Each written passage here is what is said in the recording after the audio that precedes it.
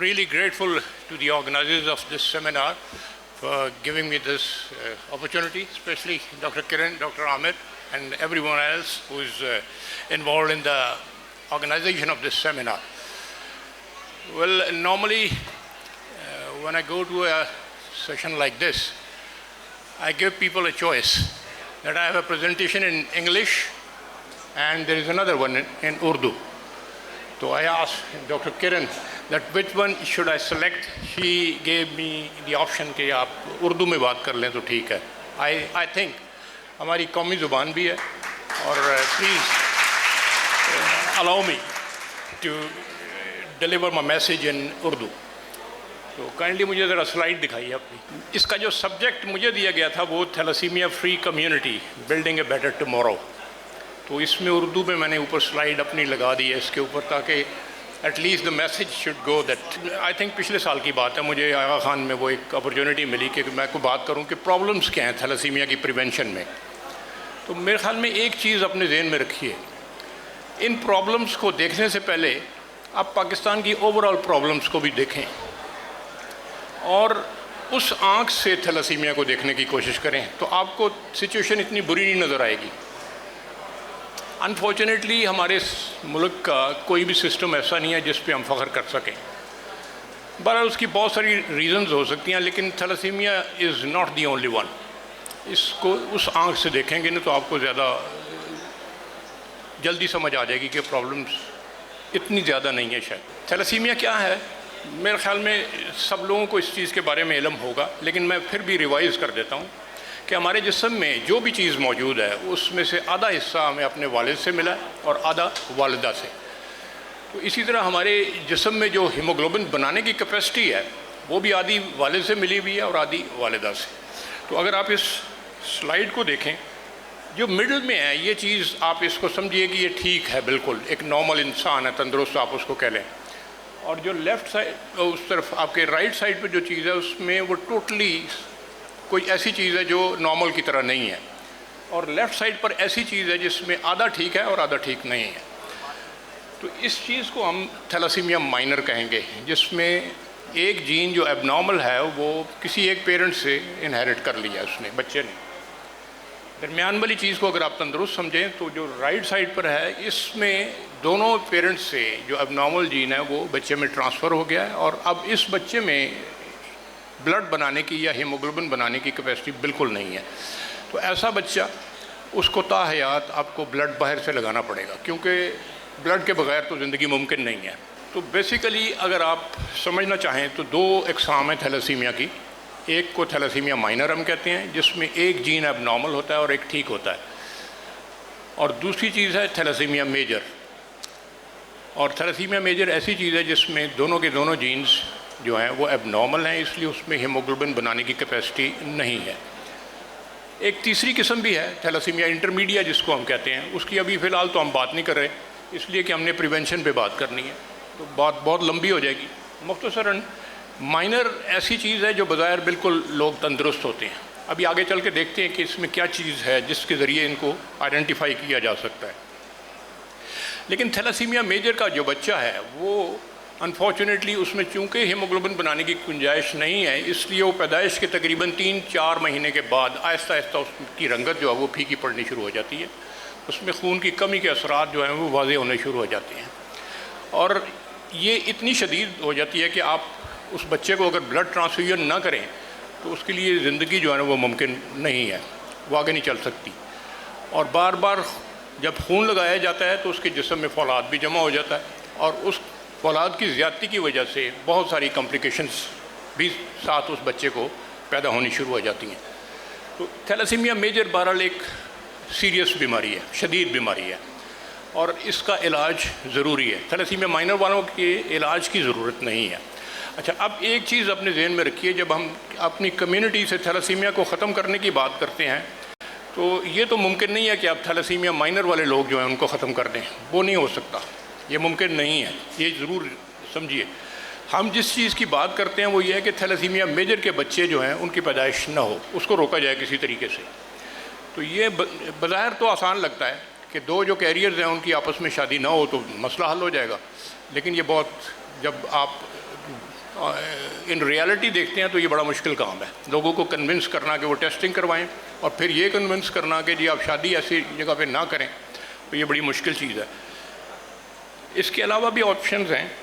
تو ہم تھیلاسیمیا میجر کی پیدائش کو روکنے کے جو اسباب ہیں ان کے اوپر بات کریں گے۔ اوورآل تقریباً 5% لوگ اس ملک کے ایسے ہیں جن میں تھیلاسیمیا مائنر ہے۔ اب یہ تھیلاسیمیا مائنر کی بات ہو رہی ہے جو بظاہر بالکل تندرست ہیں، اور اگر ہم اس تعداد کو اگر اپنے ذہن میں رکھیں کہ کیریئر فریکوینسی اگر 5% ہے تو یہ ہم کیلکولیٹ کر سکتے ہیں کہ ہر سال تھیلاسیمیا میجر کے کتنے بچے پیدا ہوتے ہیں۔ تقریباً 5000، کم از کم 5000 بچے نئے پیدا ہوتے ہیں تھیلاسیمیا میجر کے ساتھ۔ تو یہ نمبر بہرحال اس کی کیلکولیشن کا ایک طریقہ ہے، لیکن ایک بڑی عجیب سی بات ہے کہ یہ فگر میں نے کیلکولیٹ کی تھی، جو عام میں اکثر اخباروں میں بھی پڑھتا رہتا ہوں، یہ فگرز وہ اتنی مشہور ہو چکی ہوئی ہے کہ کسی کو اس کا اوریجن نہیں پتہ کہ یہ کہاں سے آئی ہے، یہ فگر آسمان سے اتری ہے کدھر سے آئی ہے۔ تو میں جب پی ایچ ڈی اپنی کر رہا تھا تو اس وقت یہ ساری کیلکولیشنز کرنے کی مجھے ضرورت پڑی تھی۔ تو ہارڈی وائنبرگ ایک ایکویشن ہوتی ہے جس کے ذریعے آپ تھیلاسیمیا کیریئر ریٹ ہو تو آپ یہ ایسٹیمیٹ لگا سکتے ہیں کہ تھیلاسیمیا میجر کے کتنے بچے ہوں گے۔ یہ کم از کم ایسٹیمیٹ ہے، لیکن یہ 90s کی بات کر رہا ہوں میں، 95 کی، اور اب اتنے سال گزرنے کے بعد تعداد ڈیفینیٹلی اس سے بڑھ گئی ہوگی، اس لیے کہ ہماری آبادی بڑھ گئی ہے۔ تھیلاسیمیا پروبیبلی شاید زیادہ نہیں ہوا، لیکن چونکہ آبادی بڑھتی جا رہی ہے اس لیے number of children with thalassemia major وہ بھی بڑھ رہے ہیں۔ اچھا، یہ جو لیفٹ سائڈ پہ آپ کو چیز نظر آ رہی ہے نا، یہ شخص ہے جس نے بہت ہیوی قسم کا ایک بوجھ اٹھایا ہوا ہے، یہ تھیلاسیمیا کا بوجھ ہے۔ اور آپ کو جان کے شاید حیرانگی ہوگی کہ اس ملک میں جتنا بلڈ اکٹھا کیا جاتا ہے اس کا تقریباً 1/3 حصہ وہ تھیلاسیمیا میجر کے بچوں کو دیا جاتا ہے۔ تو اتنی بڑی تعداد میں آپ بلڈ دیتے ہیں ان بچوں کو، اور والنٹری بلڈ ڈونیشن جو ہیں وہ یہاں پر آپ کو پتہ ہے بڑی مشکل چیز ہے کسی کو بھی کنونس کرنا کہ وہ آئے اور آ کے بلڈ دے، تو یہ بہت بڑا برڈن ہے۔ تو اس برڈن کو کم کرنے کے کچھ نہ کچھ ہمیں تدابیر ضرور کرنی چاہیے، اور یہ بالکل ایسی چیز نہیں ہے جو ان ہونی ہو، ممکن ہے۔ اب ایک چیز آپ ذرا ذہن میں رکھیں کہ یہ ایک گراف ہے، بظاہر ذرا تھوڑا سا مشکل نظر آ رہا ہے شاید۔ یہ ہمارا ایک تھیلاسیمیا کا سینٹر ہے راولپنڈی میں، جس میں کوئی 300-350 کے قریب بچے ہیں جو بلڈ لگوانے آتے ہیں۔ تو میں نے ان بچوں کی ساری پروفائل اکٹھی کی، اس کو کمپائل کیا، تو یہ ان کی ایج ڈسٹریبیوشن ہے۔ اب آپ دیکھیں اس کی تقریباً یہ 100 اور 120 ماہ، یہ تقریباً 10 سال بنتی ہے ایج۔ میکسیمم ایج جو ہے نا بچوں کی وہ 10 سال کے قریب ہے، اور اس کے بعد جیسے جیسے ایج بڑھ رہی ہے تعداد بچوں کی کم ہوتی چلی جا رہی ہے۔ تو زیادہ سے زیادہ ٹریٹمنٹ کرنے کے باوجود بھی 20 سال سے اوپر ان بچوں کی جو زندگی ہے نا وہ ایکسیپشنل کیسز میں جاتی ہے، لیکن جنرلی نہیں جاتی، ویری انفارچونیٹ۔ اب امیجن کریں کہ ایک پیرنٹس ہیں، ان کے سامنے ان کا بچہ بڑا ہو رہا ہے، اور بچے کو بھی پتہ ہے کہ اس کو کیا پرابلم ہے، اور الٹیمیٹلی وہ جس سینٹر میں جاتا ہے اس میں دن رات وہ دیکھتا ہے کہ بچے اس کے دائیں بائیں فوت ہو رہے ہیں۔ تو you can imagine the state of those parents and that child. تو اس چیز کو میرے خیال میں ہمیں سیریسلی لینے کی ضرورت ہے۔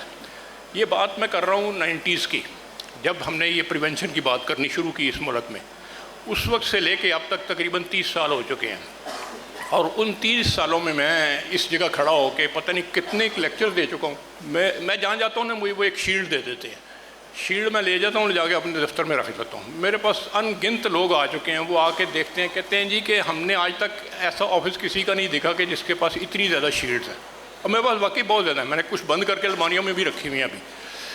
آپ دیکھیں گے حیران ہوں گے۔ میں یہ نہیں بتا رہا کہ بہت شیلڈز ہیں، میں یہ کہنا چاہ رہا ہوں کہ یہ جتنی شیلڈز ہیں نا اتنے لیکچرز ہیں۔ اتنی دفعہ میں لوگوں کو یہ بتا چکا ہوں کہ یہ کرنے کی بات ہے، لیکن نتیجہ آپ کے سامنے ہے۔ اب اس پہ بہت بحث کی جا سکتی ہے، لیکن شاید ہو سکتا ہے وہ کم ہو، جتنی مرضی بحث آپ کر لیں۔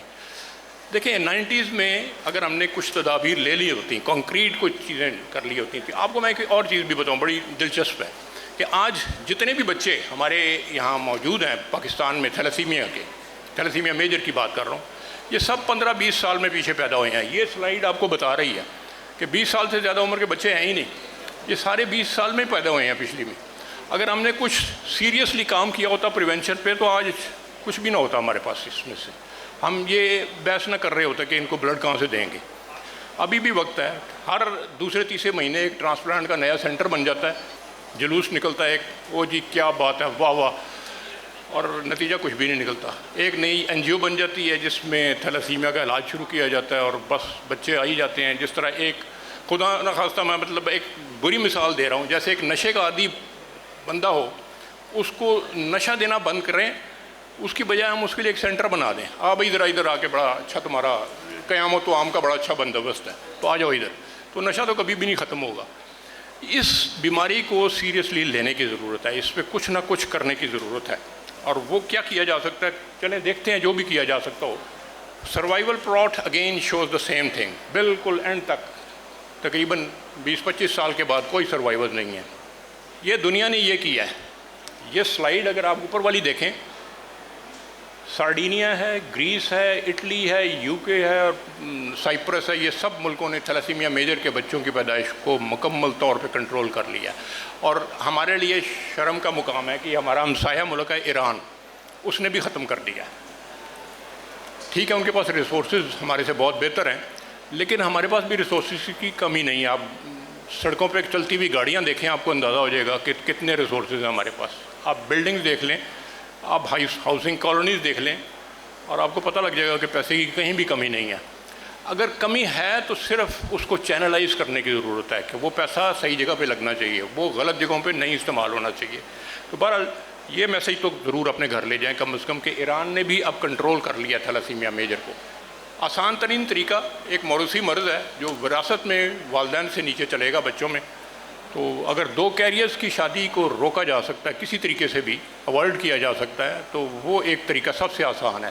لیکن میں نے اپنے ایکسپیرینس میں دیکھا ہے کہ یہ کہنے کو بہت آسان ہے, لیکن کرنے کو سب سے مشکل کام ہے. آپ کسی فیملی میں اگر کوئی ارینج میرج ہو رہی ہے, تو اسپیشلی اگر رورل پاپولیشن میں چلے جائیں, تو it is literally impossible to stop that marriage. اگر وہ فیصلہ کر لیتے ہیں تو آپ نہیں روک سکتے اس کو. ڈاکٹر ہارون دلچسپی سے سن رہے ہیں میری باتیں اور زیر لب مسکرا بھی رہے ہیں کہ ان کو بہت زیادہ ایکسپیرینس ہے کہ ہاؤ ڈیفیکلٹ اٹ از, ہے نا. کسی کو کنونس کرنا بھئی آپ یہ شادی نہ کریں, تو وہ تو آپ کے گلے پڑ جائیں گے کہ آپ کون ہوتے ہیں ہمیں انٹرفیئر کرنے والے. تو یہ طریقہ کہنا بڑا آسان ہے, یہ کرنا بہت مشکل ہے. لیکن اگر کرنا ہی ہے نا تو آسان, اس کا ایک بہتر طریقہ وہ یہ ہے.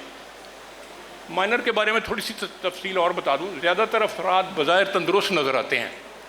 کچھ افراد میں تھکن اور سانس کا پھولنا, جس میں ہیموگلوبن ذرا کم ہو جائے, جیسے پریگننسی میں کم ہو جاتا ہے, تو اس وقت اسکریننگ ٹیسٹ اس کا کیا جاتا ہے.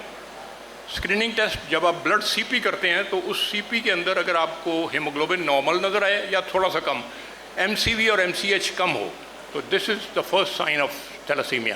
ناٹ نیسسریلی کہ یہ تھیلیسیمیا ہوگا, لیکن یہ پہلی انڈیکیشن ہے کہ یہ تھیلیسیمیا ہو سکتا ہے. آئرن ڈیفیشنسی میں بھی بالکل ایسا ہی ہوتا ہے, ارلی آئرن ڈیفیشنسی میں.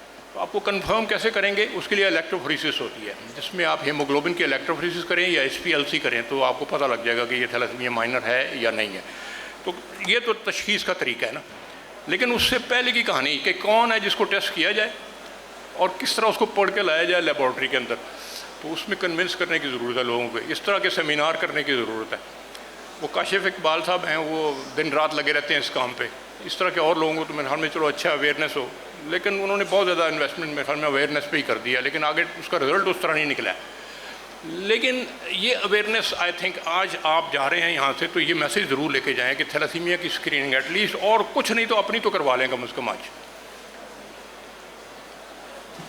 اچھا, اب اس کی 3 اپروچز جنرلی سمجھی جاتی ہیں دنیا میں. ایک تو شادی سے پہلے ٹیسٹ کر لیا جائے. جس وقت شادی ہو رہی ہے, تو وہ جس طرح فلموں میں نہیں ہوتا یہ شادی نہیں ہو سکتی, اس وقت ٹیسٹ کر کے آپ بتا دیں ان کو جی کہ بھئی آپ خودکشی نہ کریں. یہ بہرحال وہ مان جاتے ہیں آپ کی بات, تو ٹھیک ہے. نہیں مانتے تو آپ کا ذمہ نہیں ہے, آپ نے بتا دیا. پھر پریگننسی کے دوران, ارلی پریگننسی میں اگر خاتون ہے اس کا ٹیسٹ کیا جائے, اور اس میں اگر تھیلیسیمیا مائنر کا پتہ لگے, تو پھر اس کے ہسبینڈ کا ٹیسٹ کر لیں. اور وہ بھی اگر تھیلیسیمیا مائنر میں ہے, تو this is a Kapil which needs help, اس کو پری نیٹل آفر کرنی چاہیے. یہ UK میں کیا جاتا ہے یہ کام, لیکن ہمارے شاید یہ بھی ممکن نہیں ہے, اس لیے کہ اگر گاؤں میں چلے جائیں تو وہاں پر تو پریگننسیز کو کون مانیٹر کرتا ہے, وہ تو ایک دائی ہے, اس نے کیا کرنا ہے. اور تھیلیسیمیا کے مریض جو بچے ہیں ان کے خاندان کو اگر ٹیسٹ کیا جائے, تو یہ ایک اپروچ ہو سکتی ہے. یہ میں نے ایک تجربہ اپنے PhD کے دوران کر کے دیکھا کہ جو انڈیکس فیملی ہوتی ہے, وہ فیملی جس میں ایک تھیلیسیمیا میجر کا بچہ ہے, اس کی اگر فیملی کو ٹیسٹ کیا جائے, تو آن ایوریج ایک فیملی کے اندر تقریباً 30% کیریئرز ہوتے ہیں. اوور آل پاپولیشن میں جو کیریئر ریٹ ہے وہ 5% ہے، وہ آپ کو میں پہلے بتا چکا ہوں. تو جو کنٹرول فیملیز، ایسی فیملیز میں نے ٹیسٹ کی کہ جس میں بظاہر ہسٹری نہیں تھی تھیلاسیمیا کی. اور یہ بڑی دلچسپ بات ہے کہ چونکہ خاندان کے اندر ہی شادی ہوتی ہے تو اس لیے جو جین اب نارمل ہے وہ اس خاندان کے اندر ہی رہتا ہے. یہ بالکل ایسے ہے جیسے ایک جزیرہ ہو جس میں کچھ لوگ رہ رہے ہوں جن کا باہر کی دنیا سے کوئی تعلق نہ ہو، تو اس میں اگر کوئی ڈیزیز ہوگی تو وہ پھیلتی رہے گی وہیں پر ہی، اور اگر ان میں ڈیزیز نہیں ہے تو وہ کوئی بھی بندہ ایسا نہیں ہوگا جو افیکٹڈ ہو اس سے. تو یہی چیز تھیلاسیمیا میں بھی نظر آ رہی ہے. تو یہ بڑی دلچسپ انفارمیشن ہے کہ 5% تقریباً جو ہم کہتے ہیں جنرل پاپولیشن میں کیریئرز ہیں، یہ 5% کیریئرز نہیں ہیں میرے خیال میں.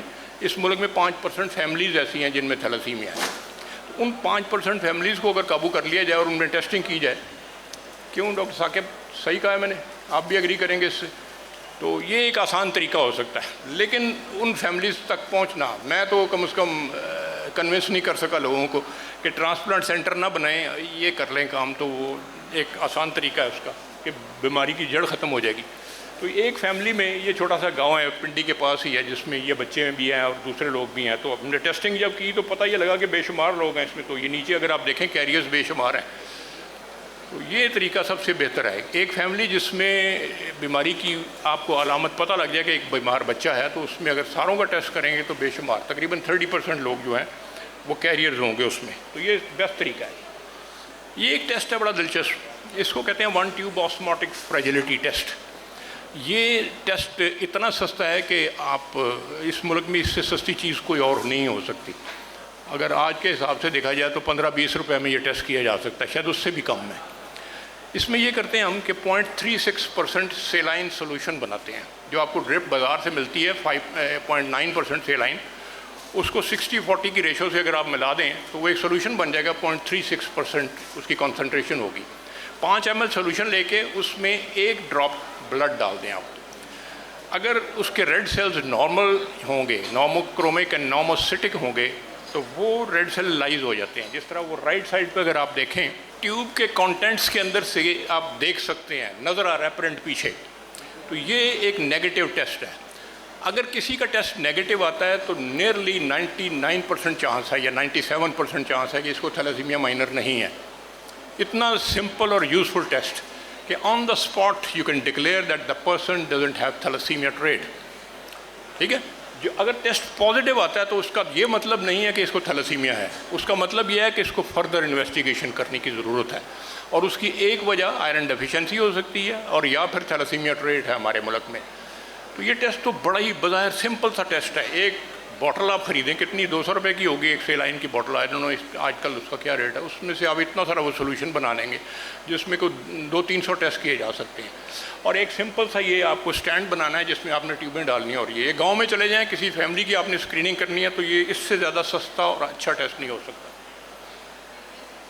اچھا، اب بات ہو رہی ہے تھیلاسیمیا سے پیدائش سے پہلے اس کا ٹیسٹ. یہ ایک اور طریقہ ہے. ایک تو ہم نے 2 کیریئرز کی شادی کو روکا، وہ ایک طریقہ ہے. دوسرا طریقہ یہ ہے کہ آپ جب حمل ہوتا ہے ایسے کپل میں جس میں یا تو آلریڈی ایک بچہ افیکٹڈ ان کا ہے اور یا ایکسیڈنٹلی ان کو پتہ لگ گیا کہ وہ دونوں کیریئرز ہیں، تو اب ان میں ہم نے پری نیٹل ڈائگنوسس کرنی ہے، یعنی کہ حمل کے دوران ٹیسٹ کرنا ہے. تو سب سے پہلا سٹیپ تو یہ ہوگا کہ ایسے والدین کو آئیڈینٹیفائی کیا جائے. دوسرا سٹیپ یہ ہوگا کہ تقریباً حمل کے 11 ہفتے کے بعد آپ اس بچے کا سیمپل لے سکتے ہیں. اس کا طریقہ یہ ہے کہ تھرو ایبڈومن ایک نیڈل انسرٹ کرتے ہیں الٹرا ساؤنڈ کے ساتھ دیکھتے ہوئے، اور وہ نیڈل پلیسنٹا تک لے جاتے ہیں. آپ پلیسنٹا میں سے آپ سیمپل اسپریڈ کر کے نکال لیتے ہیں جو کوریانک ولائی ہوتے ہیں. یہ بڑا سمپل سا ٹیسٹ ہے، 10 منٹ کا ٹیسٹ. لوکل انیستھیزیا میں کرتے ہیں، آؤٹ ڈور میں کیا جا سکتا ہے. تھوڑی سی ٹریننگ کی ضرورت ہے. کیوں جی ڈاکٹر رضا، یاد ہے آپ کو ابھی؟ ہاں، ان کو سکھایا تھا بٹ آئی تھنک آپ نے پریکٹس نہیں کیا اس کے بعد، اس کو ابھی نہیں کیا. بہرحال بے شمار لوگ ہیں جن کو ٹرین بھی کیا ہم نے.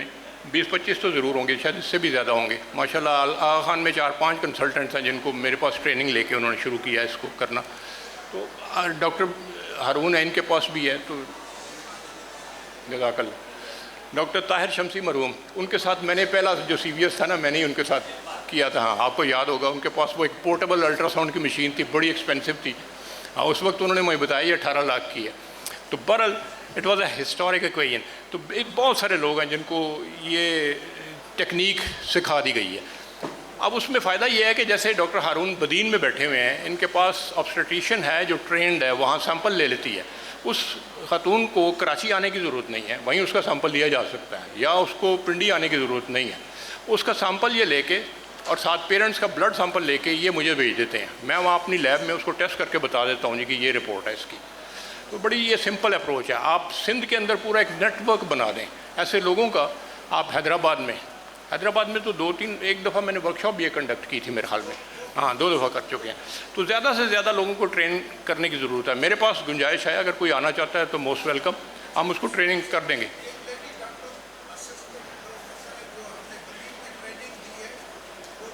چلیں جی, جو ایک دفعہ سیکھ لیتا ہے وہ آگے دوسروں کو سکھائے. تو یہی طریقہ ہے. جس طرح آخری خطبے میں حضور صلی اللہ علیہ وسلم انہوں نے فرمایا تھا کہ آج جو یہ میسج تم لوگ سن رہے ہو یہ لے جاؤ اور ساری دنیا میں پھیلاؤ اس کو. تو آج اگر کوئی یہ میسج سن رہا ہے تو وہ اس کو لے جائے اور جا کے پھیلائے اس کو. تو یہ جب ٹیسٹ کرتے ہیں ہم اپنی لیب میں تو اس میں 2 صورتیں ہو سکتی ہیں. یا تو وہ بچہ تندرست ہوگا, زیادہ امکان اسی کا ہے, یا بالکل نارمل ہوگا, یا وہ تھیلیسیمیا مائنر ہوگا. دونوں صورتوں میں ہم اس کو کہتے ہیں یہ تندرست ہے. تو اس میں ہم کچھ بھی نہیں کرتے, وہ پریگننسی چلتی ہے اور جب بچہ پیدا ہوتا ہے تو وہ تندرست ہوتا ہے. لیکن اگر خدا نخواستہ وہ ٹھیک نہ ہو بچہ, اس میں تھیلیسیمیا میجر ہو, تو پھر پیرنٹس کو یہ چوائس دی جاتی ہے کہ آپ چاہیں تو اس کو ٹرمینیٹ کر دیں, اس کو پریگننسی کو. اور اس میں آپ کے ساتھ شیئر کرتا ہوں, علماء نے فتویٰ بھی دیا ہے کہ آپ ٹرمینیٹ کر سکتے ہیں 17 ویک سے پہلے. اور تھیلیسیمیا میجر اس میں ٹرمینیشن آف پریگننسی. لیکن یہ یاد رکھیے کہ یہ جو چیز ہے یہ ہر دفعہ ہر حمل میں کی جائے گی. یعنی کہ آج کر دیا تو اگلی دفعہ نہیں ضرورت, ہر دفعہ ہر حمل میں اس کپل کے اندر. یہ آپ وہ الٹرا ساؤنڈ کی پکچر ہے جس میں وہ نیڈل بلیک کلر کے اندر جا رہی ہے. پلیسنٹا میں سے ہم سیمپل لیتے ہیں. It's very safe. اگر ایکسپرٹ کوئی ہو بندہ اس کو لینے والا سیمپل کو, تو پریگننسی لاس کے چانسز نہ ہونے کے برابر ہیں, 1 to 2%, اس سے زیادہ نہیں ہے. تو یہ کراس سیکشن میں دکھایا وہی چیز ہے. تو لیب میں ہم ٹیسٹ کرتے ہیں, اس کا جینیٹک ٹیسٹنگ ہے, PCR بیس ٹیسٹنگ ہے, اس پہ اتنی لمبی بحث کی ضرورت نہیں ہے. تو یہ پروسیجر ہم نے 1994 میں سب سے پہلے کیا. تو ڈاکٹر یاسمین راشد صاحبہ, ان کے ساتھ مل کے میں نے یہ کام شروع کیا تھا. تو ماشاءاللہ کرتے کرتے یہ بات تب سے چل رہی ہے, ابھی بھی چل رہی ہے. تقریباً ایوریج, یہ ناردرن پاکستان کی بات کر رہا ہوں, تو 2500 کے قریب ہم وہاں ٹیسٹ کرتے ہیں. میری لیب ہے, پھر پنجاب تھیلیسیمیا پریونشن پروگرام ہے, ان کی لیب ہے, AFIP میں بھی ایک چھوٹا سا سیٹ اپ ہے. تو یہ سارے ملا کے تقریباً 2500 کرتے ہیں. مجھے آپ کی سندھ کا نہیں پتہ, یہاں پر بھی کافی ہوں گے, 1000 تو ضرور ہوتے ہوں گے ایک سال میں. تو ملا کے یہ 3500 تقریباً بن جائیں گے ٹیسٹ. اور یہ آہستہ آہستہ نمبر بڑھ رہا ہے. لیکن ابھی میں آپ کے ساتھ شیئر کرتا ہوں, یہ جس کو کہتے ہیں نا اونٹ کے منہ میں زیرہ, یہ وہ چیز ہے. جتنی ہمیں ضرورت ہے یہ اس کا بالکل تھوڑا سا حصہ ہے. اس میں بہت زیادہ گنجائش ہے مزید کام کرنے کی. یہ وہ فتویٰ ہے مولانا تقی عثمانی کا, ان کا دیا ہوا ہے, جس میں انہوں نے کہا جی کہ یہ 3 کنڈیشنز آپ فل کر دیں تو یہ ٹرمینیشن ہو سکتی ہے. نمبر 1, جس ڈیزیز کے لیے کر رہے ہیں وہ بہت شدید ہو, جیسے تھیلیسیمیا ہے, ڈاؤن سنڈروم ہے, گاشر ڈیزیز ہے, یا کوئی ایسی اور بہت ساری بیماریاں ہیں. معمولی سا نقص, ایک انگلی زیادہ ہے تو اس کی وجہ سے ٹرمینیشن نہیں کی جا سکتی. دوسری چیز یہ ہے کہ یہ ٹرمینیشن 17 ویک جیسٹیشن سے پہلے کی جائے گی, اس کے بعد نہیں. اس کے بعد بالکل ایسے ہی ہے جیسے ایک زندہ بچے کو کہیں پھینکا ہے آپ جا کے. تیسری چیز کہ جو رپورٹ دینے والا شخص ہے وہ آنیسٹ ہو. 2 نمبر رپورٹ نہیں بنائی جائے گی کہ جس پہ ٹرمینیشن کو آپ جسٹیفائی کریں. تو یہ بڑا کمپریہنسو فتویٰ ہے. الحمدللہ یہ ساری دنیا میں مانا جا رہا ہے یہ فتویٰ جو ہے. یہ کچھ ٹیکسٹ بکس ہیں ان میں بھی یہ انکلوڈیڈ ہے. ہاں جی, کیوں نہیں لوگ مانتے؟ سم آف دا فیکٹرز. یہ پرانی اسٹڈی ہے 2008 کی, تو ابھی تو بات مزید اور آگے چلی گئی ہے. ابھی بھی بہت سارے لوگ ہیں, تقریباً 1/4 ایسے ہیں جن کو اس ٹیسٹ کے بارے میں نہیں پتہ. ڈاکٹرز کو نہیں پتہ, مریضوں کو تک تو بات تب پہنچے گی اگر ڈاکٹرز کو پتہ ہوگا اس کے بارے میں. اور دوسری چیز ہے ایکسپینسو. ٹیسٹ تھوڑا سا مہنگا ہے. اگر 10-15 ہزار روپے کا ٹیسٹ ہے تو لوگوں کو ذرا مشکل لگتا ہے. لیکن جس شخص نے یہ ٹیسٹ کروانا ہے اس نے زندگی میں یہ 2-3 دفعہ ہی کروانا ہے, تو وہ روزہ رکھ لے اور پیسے جمع کر لے اور یہ ٹیسٹ ضرور کروائے. ٹوٹل جو ہم کرتے ہیں وہ تقریباً 10% ہے, اور 90% کام ابھی ہونے والا ہے. یہ یاد رکھیے گا پلیز. فائنلی ایک چیز میں جس پہ بات کرنا چاہوں گا وہ ہے کزن میرج. میرے پاس جب کوئی مریض آتا ہے نا, تھیلیسیمیا کا ہو یا کسی بھی جینیٹک ڈیزیز کا ہو, وہ اپنی بیماری کا ذکر بعد میں کرتے ہیں. وہ سب سے پہلے بتاتے ہیں جی ہم کزن ہیں. یہ بدقسمتی ہے. یہ کیوں ہے ایسے؟ کہ وہ جس ڈاکٹر کے پاس جاتا ہے نا، وہ ایک ہتھوڑا اس نے ہاتھ میں رکھا ہوتا ہے اور اس کے سر پہ مارتا ہے کہ تمہارا بچہ اس لیے بیمار ہے کہ تم آپس میں رشتہ دار ہو. اور بھائی اس ملک کی کم از کم آدھی آبادی تو ایسی ہے جو جن کی کزن سے ہی شادی ہوئی ہے. تو 50% لوگ یعنی کہ 12.5 کروڑ لوگ جو ہیں ان کے سروں پہ ہتھوڑے نہیں مارے جا سکتے. اس کا کوئی سلوشن ہے؟ سلوشن میں نے آپ کو بتا دیا. شادی سے پہلے ٹیسٹ. اگر آپ ایک فیملی کے اندر ہی کرنے لگے ہیں شادی، تو یہ دیکھ لیں کہ 2 کیریئرز کی آپس میں شادی نہ ہو. کزن میرج ہو سکتی ہے اگر دونوں کیریئر نہیں ہیں، یا ایک کیریئر ہے دوسرا نہیں ہے. تو یہ طریقہ نہیں ہے کہ جی آپ اس کو، میں تمہاری ابھی جو ہے نا فیملی سٹرکچر کو سیدھا کرتا ہوں، وہ سیدھا نہیں ہوگا کبھی بھی. تو دس از دا وے کہ آپ اس کو کیئر کریں ایسی فیملیز کو. ان کو یہ مت بتائیں. مجھے بڑی تکلیف ہوتی ہے جب آپ مریض آتا ہے میرے پاس آ کے، سب سے پہلے وہ چیز ابھی دروازے میں سے انٹر ہوتے ہیں تو وہ وہیں سے کہنا شروع ہو جاتے ہیں اور جی ہم کزن ہیں، جیسے پتہ نہیں کیا جرم کیا انہوں نے. لیکن بہرحال اگر اوائڈ ہو سکتی ہے کزن میرج تو ٹھیک ہے، it's your own choice, but this is not an obligation, this is not a solution at all. یہ 4 کہانیاں اس سلائیڈ میں. نمبر 1، یہ جو لیفٹ سائڈ پہ بچہ ہے، دس از مستحسن. یہ ہمارا پہلا جو ہم نے پری نیٹل ڈائگنوسس کیا 1994 میں نے اور ڈاکٹر صاحبہ نے، ڈاکٹر یاسمین راشد صاحبہ، اللہ تعالیٰ ان کو لمبی زندگی دیں. وہ کینسر سے فائٹ کر رہی ہیں اور ویسے بھی پتہ نہیں کہاں بیٹھی ہیں بیچاری. یہ بچہ اس کے بعد پیدا ہوا ایڈ تھیلاسیمیا ٹریٹ، اور یہ ہمارے لیے ایک ہسٹورک ڈے تھا. وہ بچہ بڑا ہو گیا، وہ لندن چلا گیا، وہاں پڑھا اس نے، میرے خیال میں اب جاب کر رہا ہے، شادی بھی ہو گئی ہوگی شاید. So that is a success story number 1. یہ دوسرا جو پیلی ٹوپی والا بچہ ہے نا، یہ بہت ہی انٹرسٹنگ ہے. یہ میں جب PNS شفا میں تھا یہاں پر کراچی میں، تو یہ اس کی مدر میرے پاس آئی، اور میں نے یہاں CVS کرتا تھا اور پری نیٹل ڈائگنوسس بھی کرتا. تو جب میں نے دیکھا تو it was a twin pregnancy. تو ٹوین پریگننسی میں 2 بچے ہوتے ہیں تو 2 سیمپل لینے پڑتے ہیں. تو میں نے 2 سیمپل لے لیے.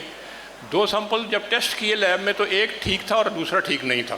ایک میں تھیلاسیمیا میجر تھا اور دوسرا نارمل تھا. تو اب کیا کیا جائے اس کا؟ نارملی تو گائنیکالوجسٹ یہ کرتے ہیں کہ وہ ٹرمینیٹ کر دیتے ہیں پریگننسی کو.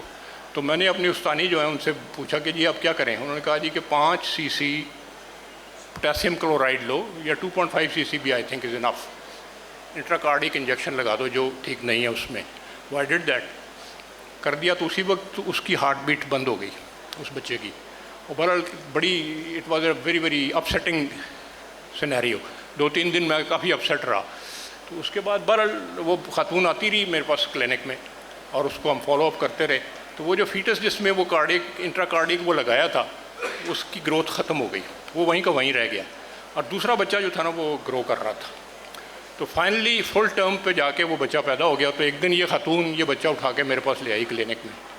And you can't imagine my happiness on that day کہ یہ پہلی دفعہ ہم نے ایک ایسا تجربہ کیا اس ملک میں کہ جس میں اس کو کہتے ہیں selective feticide. Now this is possible. اور یہ بچہ جو ہے یہ ابھی بھی آئی ڈونٹ نو بڑا ہو کے اب کیا بن گیا ہوگا. یہ بڑی سال پہلے کی بات ہے. وہ جو رائٹ پہ ہے یہ آپ کے ہمسایوں میں ہی کہیں رہتا ہے، اور سجاول سے ہے.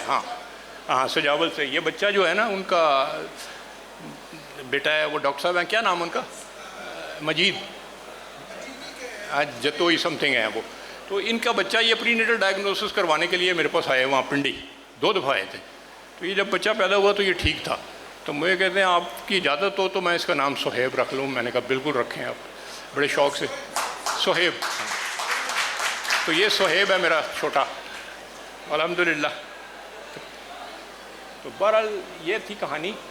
ایک سہانا خواب دیکھنے میں تو کوئی حرج نہیں ہے، دیکھنا چاہیے. لیکن اللہ تعالیٰ میری زندگی میں کچھ اس میں شاید کوئی آ جائے، ترقی ہو جائے، کچھ اس کے اثرات نظر آنے شروع ہو جائیں تو I'll be glad. Thank you very much.